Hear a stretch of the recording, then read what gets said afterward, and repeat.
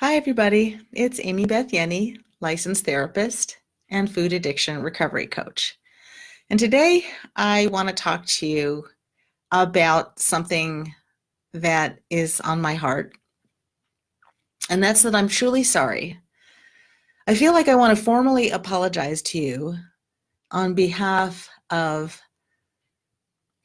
all the professionals and the doctors, nurses, dietitians, nutritionists, therapists, commercial weight loss programs, I don't know, all the people that have let you down, all the groups out there, all the books, all the diets. I want to apologize to you for the failure. I wanted to make sure my mic was on.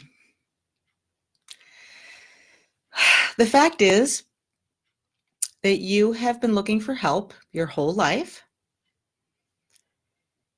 You showed up to the appointments. You showed up to the meetings. You followed the directions,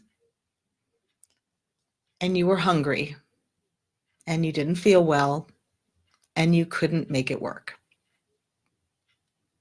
I had a client just tell me today that 30 years ago, she went to an inpatient facility for 6 weeks.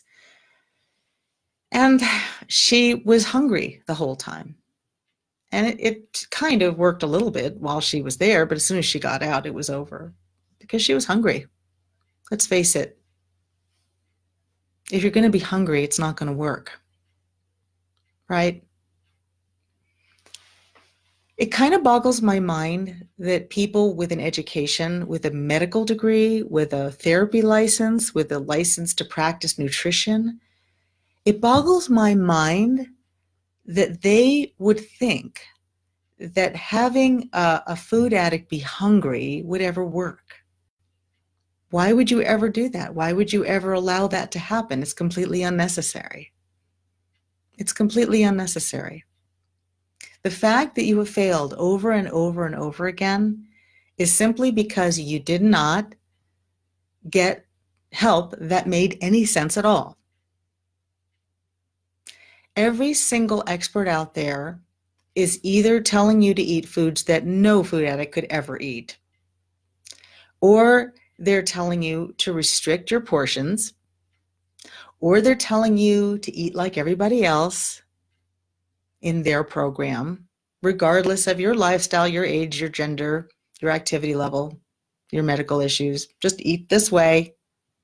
And then if you don't do it right, it's your fault. You didn't cooperate, but you know in your heart that you gave it your all. And after a certain point, you probably just gave up. You know, after you've tried literally 100 things, you start to just give up. And you start to make jokes about it, like, oh yeah, you know, I bought the t-shirt, I read all the books, I tried all the diets, nothing works, I'm hopeless. It doesn't matter. How can it matter? How could it matter? You've already tried your hardest for decades. And you know you're a smart person. You know you followed the directions. You know you gave it your all, and you failed. And those people theoretically knew what they were talking about, right? And look, all these other people are thin, so you must be the problem. Might as well just give up. And then the depression settles in. And you get sicker and you get sicker and you get sicker, and it's hard to move, and you hate yourself. And for some of you, it just seems like you're just waiting to die because you literally don't have any hope for your future. And for that, I'm truly sorry, because I really believe, honestly, that it's not your fault. And why do I say it's not your fault?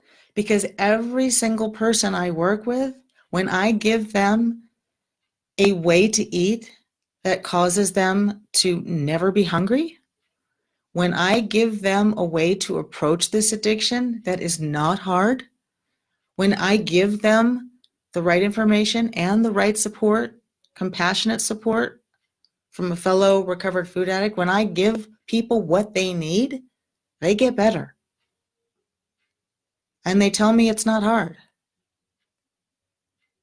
So why have you been struggling your whole life? It's because of these other people. It's not because of you. I've been at this for 23 years, and I think today was the first day I finally got it,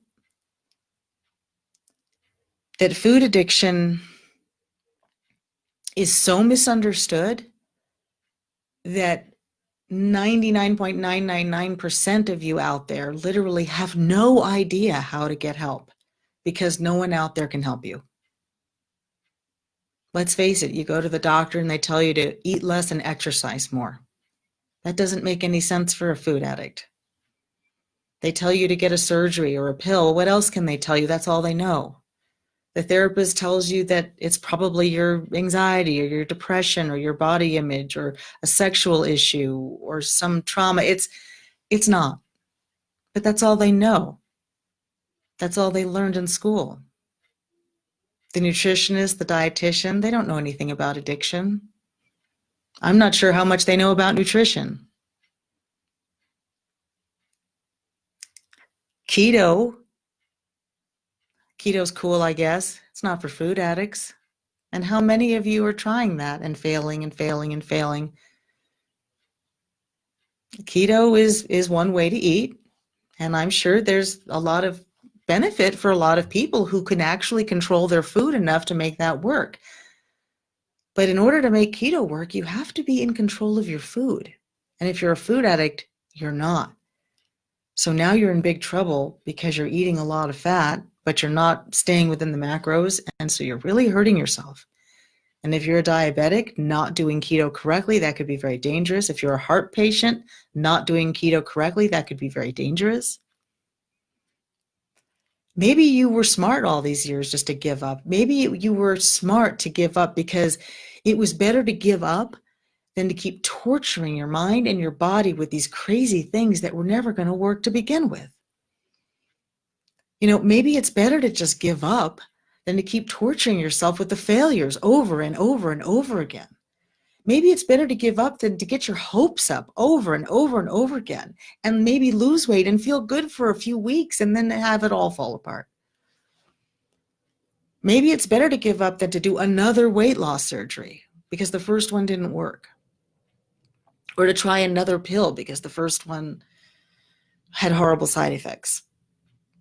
Maybe you're tired of being hungry. I don't blame you. Anyway, I just wanted to say on behalf of all those so-called food experts out there, I'm sorry. Because the reason why you've given up and you've lost hope and you don't trust anybody anymore and you're cynical and you're depressed, and the reason why death is calling your name and you're falling apart physically and mentally is because of those other people. That's the truth. It's not because of you. It's because of them. And that's the truth. So if this is the first time you're hearing of me, again, I'm Amy Beth Ienni, licensed therapist, food addiction recovery coach. I am a recovered food addict. If you don't know anything about me or food addiction, I'll put in the link below in the comment section. In the comments section, I'll put a link how to learn more about food addiction, about what I do, and also a way to reach out to me. Now, there are some of you who really are at the end of your rope, but you're not quite ready to give up yet. You're not quite ready to die. And if that's you, we do offer free calls to anyone who's ready for real help now. You know, they say it's simple but not easy, but honestly, it can be a lot easier than you think. So I hope you haven't given up on yourself. I hope you believe that there's still a solution, because there is. And I look forward to talking to you.